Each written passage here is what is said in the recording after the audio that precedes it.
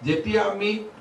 বিদেশী বহিষ্কাৰ আন্দোলনৰ ওপৰত কিবা সিনেমা বনাব চেষ্টা কৰিম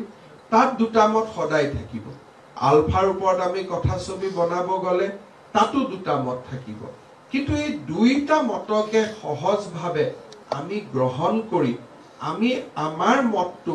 সংশোধন কৰিব লাগে নে আমাৰ মতটো আমি আৰু এবাৰ ৰিইনফোৰ্স কৰিব লাগে সেই সিদ্ধান্ত দৰ্শকৰ কিন্তু আমি যদি কলা কুশলীৰ কলাসুলভ প্ৰতিভাক আমাৰ আদৰ্শৰ গণ্ডিৰে আমি বন্ধ কৰিব খুজো হি কেতিয়াও কলাৰ সৃষ্টিসুলভ বিকাশৰ বাবে কেতিয়াও গ্ৰহণযোগ্য হ'ব নোৱাৰে মই আশা কৰিম যে অসমত বোলছবি চোৱাৰ এটা মানসিকতা গঢ়ি উঠক বোলছবিৰ কাহিনীতকৈ কলা কুশলীৰ অভিনয় আৰু আমাৰ যিসকল শিল্পী বা আমাৰ যিবিলাক ব্যক্তিৰ প্ৰচেষ্টাত সিনেমাখন নিৰ্মাণ হয় তেওঁলোকৰ গুণগত বিশ্লেষণ আৰম্ভ হয় কিন্তু কাহিনী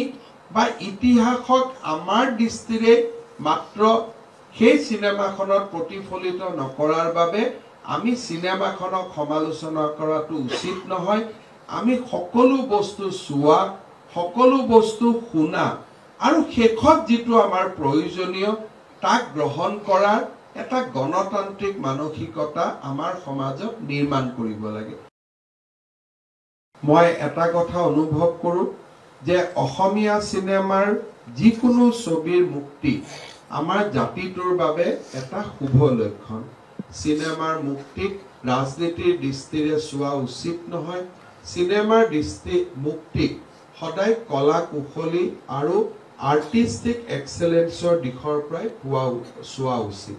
মই অনুভৱ কৰো যে কেইটামান দিনত অসমৰ ৰাজনৈতিক পৰিৱেশে কৰবাত সিনেমা প্ৰযোজক পৰিচালকসকলৰ কথা বা পৰিচালনা বা কথা ছবিটো প্ৰভাৱ বিস্তাৰ কৰাৰ এক অনৈতিক পৰম্পৰা আমাৰ সমাজত দেখা দিছে মই বিশ্বাস কৰো যে এনে অনৈতিক পৰম্পৰাৰ পৰা আমাৰ বিভিন্ন এক প্ৰকাৰ ক'ব গ'লে সংবাদ মাধ্যমে হওক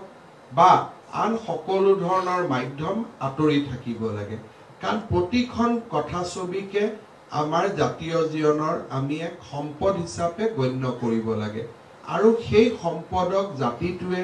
যিমান আটক ধুনীয়াকৈ আগুৱাই লৈ যাব পাৰিব সিমানে আমাৰ জাতিটোৱে সফলতাৰ শিখৰত আৰোহণ কৰিব পাৰিব